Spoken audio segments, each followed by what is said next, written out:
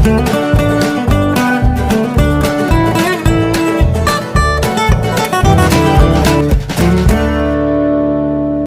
welcome back to Experiment with Tarisha.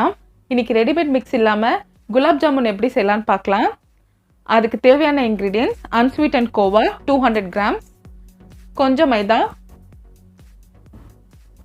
sugar 100 grams. nuts completely optional தான், வேணும்னா சேர்த்துக்கலாம் இல்லனா வேண்டாம். இப்போ unsweetened கோவாவை 20 minutes முன்னாடியே ஃப்ரிட்ஜ்ல இருந்து வெளியில எடுத்து வச்சிருக்கேன். இத சின்ன சின்ன கியூப்ஸா கட் பண்ணிக்கலாம். ஏன் கட் பண்றோம்னா மிக்ஸில போட்டு அரைக்க போறோம். அப்பதான் ஸ்மூத்தா வரும்.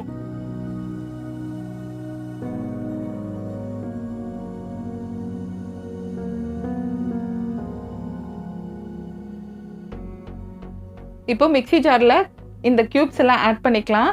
கையிலே கூட பிசையலாம், ஆனா கொஞ்சம் கஷ்டமா இருக்கும். அதனால மிக்ஸி ஜார்ல ஆட் பண்ணிக்கலாம். ஸ்மூத்தா கிடைக்கும். அரைச்சாச்சு.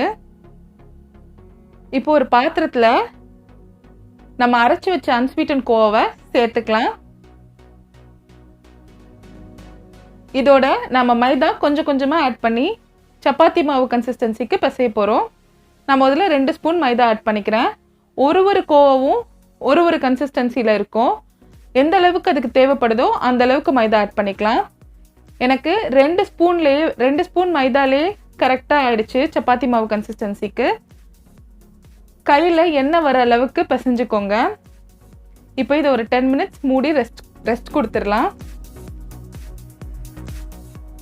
அது வரைக்கும் ஒரு பாத்திரத்துல 1/2 லிட்டர் தண்ணி சேர்த்துக்கிறேன். சுகர் சிரப் ரெடி பண்ண போறோம். அதுக்கு 100 கிராம் சுகர் ஆட் பண்றேன். இது மீடியமான அளவுக்கு தான் நான் ஸ்வீட்னஸ் சேர்த்திருக்கேன். உங்களுக்கு வேணும்னா இன்னும் கொஞ்சம் எக்ஸ்ட்ரா சேர்த்துக்கோங்க. சுகர் நல்லா கரைஞ்சதுக்கு அப்புறமா இத மூடி வச்சு நம்ம கொதிக்க விட்டுறலாம்.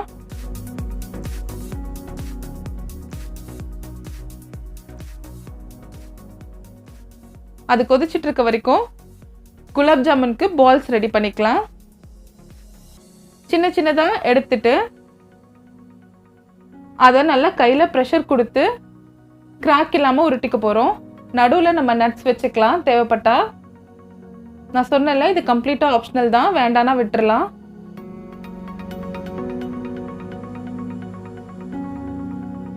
உருட்டினதுக்கு அப்புறம் லைட்டா கிராக்ஸ் இருந்தா பரவாயில்ல. ரொம்ப பெருசா கிராக்ஸ் இருந்தாதான் குலாப் ஜாமுன் உடைஞ்சு போயிடும். லைட்டா இருக்க கிராக்ஸ் அதே மாதிரி தான் இருக்கும், பெருசா ஒன்றும் டெவலப் ஆகாது. ஸோ நம்ம மீதி இருக்க மாவு எல்லாத்தையுமே சின்ன சின்னதா பால்ஸ் மாதிரி செஞ்சுக்கலாம். நம்ம எல்லாருக்கும் தெரியும்ல, இதுவும் டபுள் த சைஸ் ஆகும் சுகர் சிரப்ல போட்டதுக்கு அப்புறமா. அதனால மீடியம்ல இருந்து சின்ன சைஸ் வரைக்கும் நம்ம உருட்டிக்கலாம். இப்போ இதுல 26 ஜாமுன் பால்ஸ் கிடைச்சிருக்கு. இது எல்லாத்தையுமே நம்ம எண்ணெய் இல்லைன்னா கீ யூஸ் பண்ணி ஃப்ரை பண்ணிக்கலாம். நான் இன்னைக்கு எண்ணெயில ஃப்ரை பண்ண போறேன்.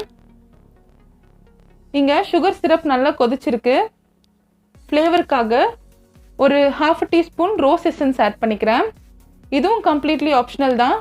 இல்லைன்னா நீங்கள் 2-3 ஏலக்காவை தட்டி சேர்த்துக்கலாம். இப்போ எண்ணெய் நல்லா சூடாக இருக்கும். ஒரு கரண்டி வச்சு பார்த்தா, உடன் கரண்டி வச்சு பார்த்தா பபிள்ஸ் வரும். எண்ணெய் சூடாக இருக்கா இல்லையான்னு நம்ம கண்டுபிடிச்சிக்கலாம். ரொம்ப சூடாகக்கூடாது, மீடியம் ஃப்ளேம்லேயே வச்சுக்கலாம். இப்போ அந்த ஜாமுன் பால்ஸை போட்டுடலாம். இதை கடகடன்னு போட்டுட்டு சீக்கிரமாக கலந்து விட்டுட்டே இருக்கலாம். இல்லைன்னா அந்த நம்ம போட்டோம்ல அந்த ப்ரெஷரில் இருக்க அந்த இடம் மட்டும் ப்ரௌன் ஆகிடும். இப்போ இது ஃபுல்லா டீப் ஃப்ரை ஆகுற வரைக்கும் நம்ம சுத்தி விட்டுட்டே இருக்கலாம். அப்பதான் நமக்கு ஈவனா குக் ஆகும், கலருமே ஈவனா இருக்கும். இல்லைன்னா ஒரு இடத்துல ஒரு கலர், இன்னொரு இடத்துல வேற கலர்ல இருக்கும். இப்போ ஈவனா குக் ஆயிடுச்சு.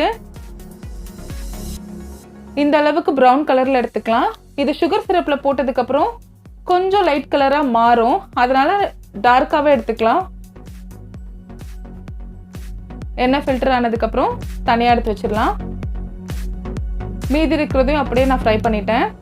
இப்போ இந்த சுகர் சிரப் சூடாவே தான் இருக்கு. இது லைட்டா கையில ஒட்டுற மாதிரி இருக்கணும். ஜாமுன் பால்ஸ் ஆறுனதுக்கு அப்புறமா இந்த சுகர் சிரப்ல சேர்த்துக்கிறேன். சுகர் சிரப் மட்டும்தான் சூடா இருக்கணும்.